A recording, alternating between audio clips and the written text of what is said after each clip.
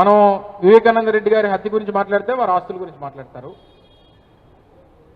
మనం ఆస్తుల గురించి మాట్లాడితేనేమో వారు వివేకానంద రెడ్డి గారి హత్య గురించి మాట్లాడతారు. సో దీని మీద మేము పెద్దగా క్లారిటీ ఇవ్వాల్సినటువంటి పని లేదు. ఎందుకంటే గతంలో ఈ ఆస్తుల విషయం మీద మా రాజమౌళి ప్రసాద్ రెడ్డి గారు మాట్లాడారు. అది చూస్తే తెలుస్తుంది. వివేకానంద రెడ్డి గారి హత్య కేసు సంబంధించినటువంటి దాంట్లో అవినాష్ రెడ్డి గారు కూడా చాలా వివరంగా చెప్పారు. ఇవన్నీ పక్కన పెడితే జగన్మోహన్ రెడ్డి గారిని నమ్ముకొని ఉన్నటువంటి కోట్లాది మంది ప్రజలు ఈ రాష్ట్రంలో ఉన్నారు. లక్షలాది మంది వైఎస్ఆర్ కాంగ్రెస్ పార్టీ కార్యకర్తలు ఉన్నారు. దయచేసి మా తాలూకా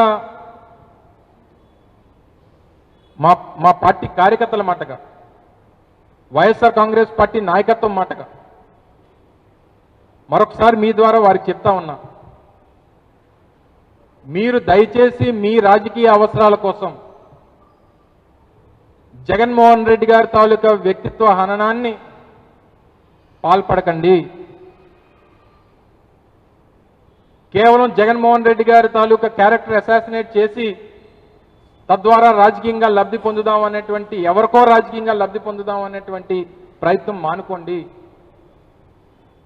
మీరు అనేక సందర్భాల్లో అనేక రకాలుగా జగన్మోహన్ రెడ్డి గారి మీద చేస్తున్నటువంటి ఆరోపణల మీద మేము కూడా గ్రామాల్లోకి వెళ్ళినప్పుడు, ప్రజల్లోకి వెళ్ళినప్పుడు కార్యకర్తల నుంచి మా దగ్గర కూడా విపరీతమైనటువంటి ఒత్తిడి వస్తూ ఉంది. ఎందుకు ఇలా అని మేము కూడా ఓపిక పట్టి ఊరుకున్నాం. మా నాయకుడి దగ్గర కూడా అనేక సందర్భాల్లో ప్రస్తావించినప్పుడు దయచేసి ఏం మాట్లాడొద్దని చెప్పి గొప్ప మనసు చాటి మమ్మల్ని మాట్లాడొద్దు అని చెప్పి మాకు సూచించడం జరిగింది. కానీ వారు ఇంకా ఇదే కొనసాగిస్తే, వారు చెప్పినటువంటి అబద్ధాన్నే 10 సార్లు చెప్పి నిజం చేయాలనేటువంటి ప్రయత్నం చేస్తే ఇక మా నాయకుడు చెప్పినా సరే మా నాయకత్వం ఊరుకునేటువంటి పరిస్థితుల్లో లేదు. గట్టిగా సమాధానం చెప్పాలనేటువంటి భావంతోనే నాయకత్వం అంతా కూడా ఉంది. అంతవరకు తీసుకురావద్దు అనేటువంటిది నా తాలూకా సూచనగా వారికి తెలియజేస్తా ఉన్నా. ఎందుకంటే ఈ రాజకీయ పార్టీ వైఎస్ఆర్ కాంగ్రెస్ పార్టీ అనేటువంటిది కోట్లాది మంది ఈ పార్టీ మీద ఆధారపడి ఉన్నారు. నాయకత్వాన్ని టార్గెట్ చేస్తే, జగన్మోహన్ రెడ్డి గారిని టార్గెట్ చేస్తే ఉన్నటువంటి ఆ తెలుగుదేశం పార్టీకో కూటమి పార్టీకో ఉపయోగపడుతుంది అనేటువంటి ఉద్దేశం, వారి అవసరాల కోసం దయచేసి మీరు పనిచేయొద్దని చెప్పి కోరుతా ఉన్నాం. ఇప్పటికీ ఒక లిమిట్ అనేటువంటిది ఉంటుంది. లిమిట్ క్రాస్ అయిపోయింది. మేము కూడా సమాధానం చెప్పాల్సి, మేము చాలా వాస్తవాలు బయట పెట్టాల్సినటువంటి పరిస్థితి వస్తుంది. దయచేసి అంతవరకు తేవద్దు అనేటువంటిది నా తాలూకు సలహా. Thank you. అందుకని చెప్తున్నాను కదా, ఒక అబద్ధాన్ని 10 సార్లు చెప్పి నిజం చేయాలనేటువంటి ఆ మోడస్ ఆపరెండి ఎవరిది? చంద్రబాబు నాయుడు గారిది కదా. ఎప్పుడు కూడా ఒక ఏదైనా అబద్ధం చెప్తే దాన్ని 10 సార్లు చెప్తే 11వ జనం నమ్ముతారనేటువంటి ఆ విధానం చంద్రబాబు నాయుడు గారు. సో వారి తాలూకా విధాన సరళిలో, వారి విధానంలో వెళ్ళాలనేటువంటి ప్రయత్నంగా కనబడతా ఉంది. సో గట్టిగా మా వాళ్ళు ఎవరన్నా ఈ ఆస్తుల విషయంలో స్పందిస్తేనేమో నేను ఆస్తుల గురించి మాట్లాడలేదు, నేను వివేకానంద రెడ్డి గారి హత్య గురించి మాట్లాడాను అంటారు. ఎవరన్నా గట్టిగా దాని మీద, వివేకానంద రెడ్డి గారి హత్య మీద స్పందిస్తే నా ఆస్తుల సంగతి ఏంటి అని అంటారు.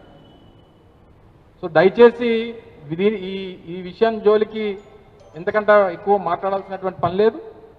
ఇప్పటికే దీని మీద చాలా క్లియర్గా మా పార్టీ స్టాండ్ అనేటువంటి తెలియజేశాం. ఇంకా దీన్ని ప్రేరేపించి, ఇంకా రెచ్చగొట్టి, ఇంకా చేసేటువంటి వస్తే ఇంక మళ్ళీ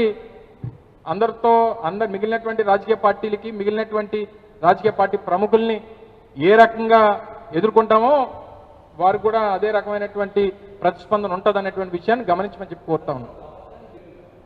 ఏం చెప్పారు ఆయన? ఏం చెప్పారు? ప్రపోజల్స్ అనేటువంటివి అనేక ప్రపోజల్స్ అనేటువంటివి వస్తాయి. ఈరోజు రాష్ట్రంలో అమరావతి నిర్మాణం అనేటువంటి పేరిట ఎంత దోపిడీ జరుగుతూ ఉంది. ఓన్లీ డిజైన్ల కోసం 450 కోట్ల రూపాయలు, ఓన్లీ డిజైన్ల కోసం. అమరావతి అనేటువంటిది ఒక ఏటీఎం లాగా చంద్రబాబు నాయుడు గారు వాడుకునేటువంటి ప్రయత్నం చేస్తూ ఉన్నాడు. ఇది నేను చెప్పినటువంటి మాట కాదు. ఇప్పుడు వారికి పార్ట్నర్గా ఉన్నటువంటి దేశ ప్రధాని నరేంద్ర మోడీ గారు చెప్పినటువంటి మాట. సో మాకున్నటువంటి చిత్తశుద్ధి ఏ ఒక్క సామాన్యుడిని ఇబ్బంది పెట్టకూడదు అనేటువంటి ఆలోచనతో అనేక ఆలోచనలు జరుగుతూ ఉంటాయి ప్రభుత్వంలో. So within the 4 walls జరిగేటువంటి ఆలోచనల్ని మేము బయటకు వచ్చి ఏది పడితే అది మాట్లాడుతామంటే మాట్లాడిన వాళ్ళ విజ్ఞతకు వదిలేస్తూ ఉన్నాం. సో డెఫినెట్గా జరిగినటువంటి కార్యక్రమాలు మా టైంలో స్టీల్ ప్లాంట్ని కాపాడుకునేటువంటి దిశగా మేము చేసినటువంటి మొన్న రిలీజ్ చేసినటువంటి ప్యాకేజ్ దేనికి బ్యాంకుల్లో ఎన్సీఎల్టీకి వెళ్ళిపోకుండా ఆపేటువంటి కార్యక్రమంలో భాగంగా ఇచ్చినటువంటి ప్యాకేజ్. ఏ ఉద్యోగస్తుని కాపాడారు చెప్పమనండి. 30 మంది ప్రాణాలు పోగొట్టుకొని సాధించుకున్నటువంటి ప్లాంట్ని సొంత గనుల కోసం కనీసం పార్లమెంట్ సభ్యులుగా స్థానిక పార్లమెంట్ సభ్యులు వెళ్ళి ప్రైవేట్ ప్లాంట్ కోసం అడుగుతారు, కాదన్నది తప్పులేదు. కానీ ఇబ్బంది పడుతున్నటువంటి ప్రభుత్వ రంగంలో ఉన్నటువంటి ప్లాంట్ని సొంత గనులు కేటాయించమని చెప్పి అడగలేనటువంటి పరిస్థితులు ప్రభుత్వం ఉందంటే ఎవరు చిత్సుద్ది ఏంటి అనేటువంటిది డెఫినెట్గా ప్రజలు నిర్ణయిస్తారు, వేచి ఉండండి.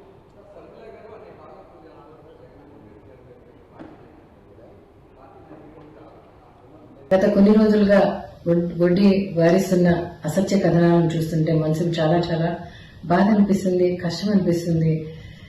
ఈ రోజు ఏదో ఒక సామెత ఉంది, పచ్చకామెళ్ళ వానికి అంతా పచ్చగా కనిపిస్తుందట. గత 2 సంవత్సరాల కిందట జరిగిన నా కారు యాక్సిడెంట్ను ఈరోజు నా కొడుకు ముడిపెట్టి అదో కథ అలుతున్నారు. నా మనవల దగ్గరికి పోతే అదో కథ. ఈరోజు షర్మిలమ్మ నా కూతురే కాదంటున్నారు, ఇదో కథ. అడ్డం పెట్టుకుని రాజకీయ ప్రయోజనాల కొరకు ఇంతగా దిగజారాలన్నా, ఇంత నీతిమాలిన సిగ్గుమాలిన మాటలు కథలు అల్లాలన్నా, ఒక వ్యక్తి క్యారెక్టర్ అసాసినేషన్ ఇంతగా చేయాలన్నా చాలా బాధాకరంగా అనిపిస్తుంది, జుగుప్సాకరంగా అనిపిస్తుంది, అవమానకరంగా అనిపిస్తుంది. మరి వారికి ఎట్లా అనిపిస్తుందో నాకు తెలియదు. కుటుంబంలో డిఫరెంట్ ఒపీనియన్స్ ఉండొచ్చు, కానీ అయితే ఆ తల్లికి కొడుకు కాకుండా పోతాడా, కొడుకు అమ్మ కాకుండా పోతాడా, ఓ అన్నకు చెల్లి కాకుండా పోతాడా, ఆ చెల్లికి అన్న కాకుండా పోతాడా? మా పిల్లలను చాలా సంస్కారవంతంగా పెంచాం.